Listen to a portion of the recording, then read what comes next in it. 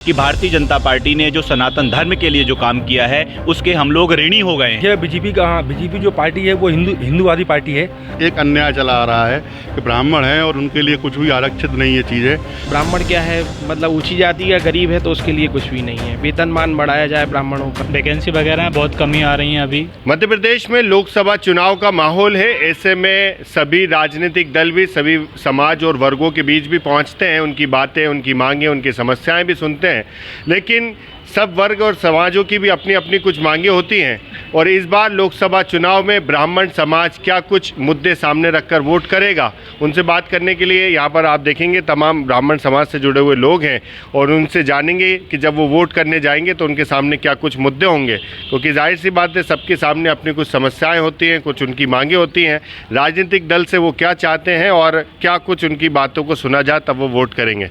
लोकसभा चुनाव चल रहा है, जगह जगह प्रचार हो रहा है।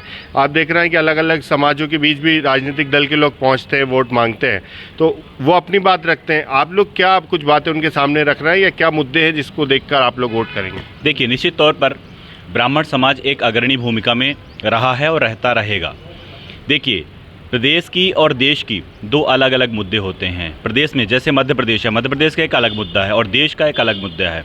जिस प्रकार से सनातन धर्म को लेकर के और धर्म को लेकर के भारतीय जनता पार्टी ने जो काम किया है, चाहे वो राम मंदिर का मुद्दा देख लीजिए। भगवान रामचंद्र जी ने हमेशा ऋषि मुनियों, संतों का और जो अच्छे लोग हैं, जो पुण्य आत्माएं थीं, उनका हमेशा उन्होंने उसको लेकर के उन्होंने आगे गए हैं और इसको लेकर के भारतीय जनता पार्टी ने भी यह काम किया है। मेरा ऐसा मत है कि भारतीय जनता पार्टी ने जो सनातन धर्म के लिए जो काम किया है उसके हम लोग ऋणी हो गए हैं।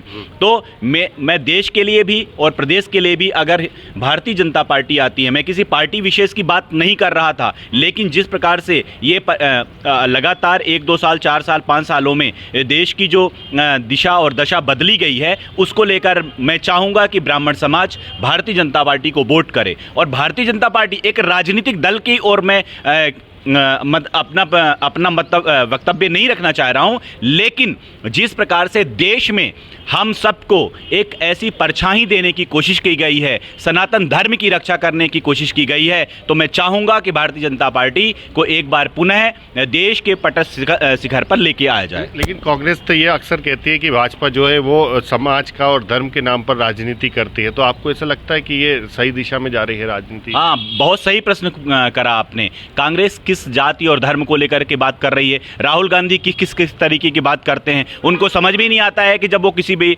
भाषणबाजी करते हैं, वो कोई वक्तव्य देते हैं, तो उसका शीर्षक क्या है और उसका संदर्भ क्या है। सबसे महत्वपूर्ण बात यह है, हमारा तो सीधा मत है कि जो ब्राह्मण और समाज की, सनातन धर्म की बात करेगा वही देश में राज करेगा। बिल्कुल, जो धर्म की बात करेगा वही उस पार्टी की तरफ ब्राह्मण समाज जाने वाला। और भी कुछ मुद्दे होंगे सामने इसके अलावा, धर्म के अलावा?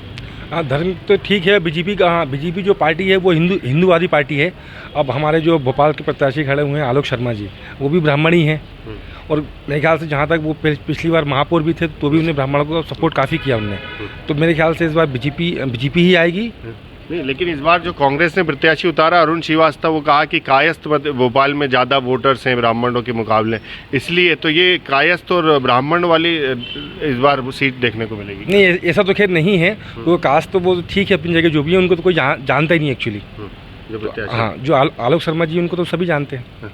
मतलब इस बार जो जाति और धर्म के मुद्दे उस पर ज़्यादा वोट का फोकस होगा। कांग्रेस का इस बार बीजेपी का ब्राह्मण का महापौर क्या बोलते हैं, सांसद बनेंगे आलोक शर्मा जी। आप जब वोट देने जाएंगे, जब आपके सामने सिर्फ धर्म के मुद्दे होंगे जी, तो आपको क्या लगता है कि आप तो एक युवा भी हैं, क्या लगता है कि और भी मुद्दे सामने होंगे कि सिर्फ धर्म के मुद्दे इस बार लोकसभा चुनाव में गरमाने वाले? ऐसा कुछ नहीं है। जो सही मुद्दा होगा उसको उठाएंगे आलोक शर्मा जी।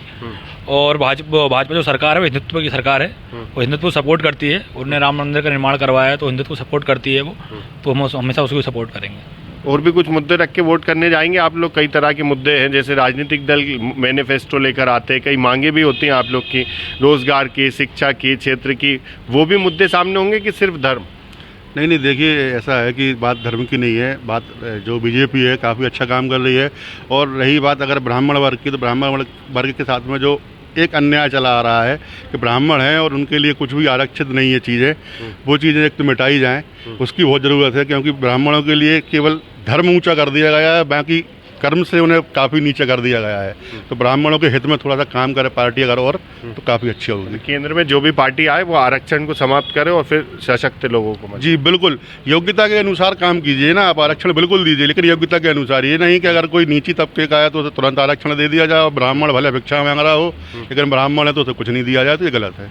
आरक्षण का मुद्दा भी काफी रहने जैसे कि वाला ये माना जाता है ना कि कोई आईपीएस का बेटा है तो उसको भी आरक्षण दिया जा रहा है, उसकी आर्थिक स्थिति तो अच्छी है ना। ब्राह्मण क्या है, मतलब ऊंची जाति या गरीब है तो उसके लिए कुछ भी नहीं है। वेतनमान बढ़ाया जाए ब्राह्मणों का, मंदिरों में एक आरक्षित ये कहा जाए कि आजकल बता रहे हैं कि कोई साउथ आउट में भी जो है अन्य जाति के लोग ब्राह्मणों नियुक्ति होने लगी है, वो चीज़ गलत है, वो नहीं होना चाहिए। अगर ब्राह्मण है, हाँ, मंदिर में जो है आरक्षित होना चाहिए, वेतनमान बढ़ाना चाहिए। 4-6 हज़ार रुपये अगर मिलते हैं साल के, महीने के भी, तो उसमें क्या मतलब घर चलता है ब्राह्मणों का, ये चीज़ गलत है। राजनीतिक दलों को, सरकारों को इस ओर तो ध्यान करना देना चाहिए ना। जो मतलब ब्राह्मण है वो संसार को जो है आईना दिखाते हैं सनातन धर्म का। बीजेपी अगर सनातन की बात करती है तो जो है ब्राह्मणों के लिए भी हित की बात करे, तभी जो है हम समय से एक सरकार में विश्वगुरु भी है। कहलाएंगे। विश्वगुरु कहलाना है तो ब्राह्मणों को तो उनको सम्मान देना पड़ेगा ना। ब्राह्मण सम्मान का भूखा है, पैसों जब का। आप वोट करने जाएंगे तो ये देखेंगे बिल्कुल, जो बिल्कुल, पार्टी ये चीज़ करने हमारे वाली दिमाग में रहेगी, बिल्कुल दिमाग में रहेगी। ब्राह्मण अगर पार्टी बना सकता है, जिता सकता है, तो हरा भी सकता है। आप क्या सोचकर जाएंगे? आप तो एक युवा भी हैं, शिक्षा का भी मुद्दा है,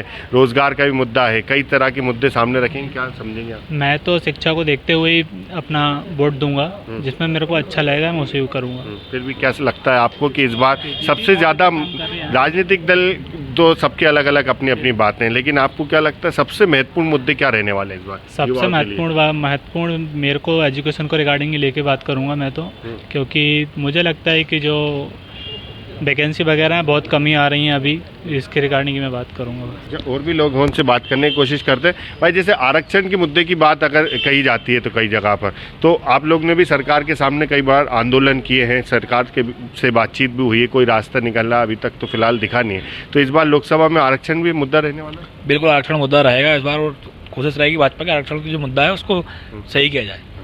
तो बिल्कुल जो ब्राह्मण समाज से जुड़े लोग हैं वो यही कह रहे हैं कि कई तरह के मुद्दे हैं। सबसे पहले तो सनातन धर्म का एक मुद्दा है कि जो धर्म की बात करेगा तो जाहिर सी बात है कि उसके पक्ष में लोग जाते हुए दिखाई देंगे। और आरक्षण का मुद्दा भी इस बार लोकसभा चुनाव में काफ़ी गरमाएगा। जो आरक्षण समाप्त करने की बात करेगा उसके साथ ये ब्राह्मण समाज जाने की बात कर रहा है। भोपाल से TV9 मध्य प्रदेश छत्तीसगढ़ के लिए आमिर खान।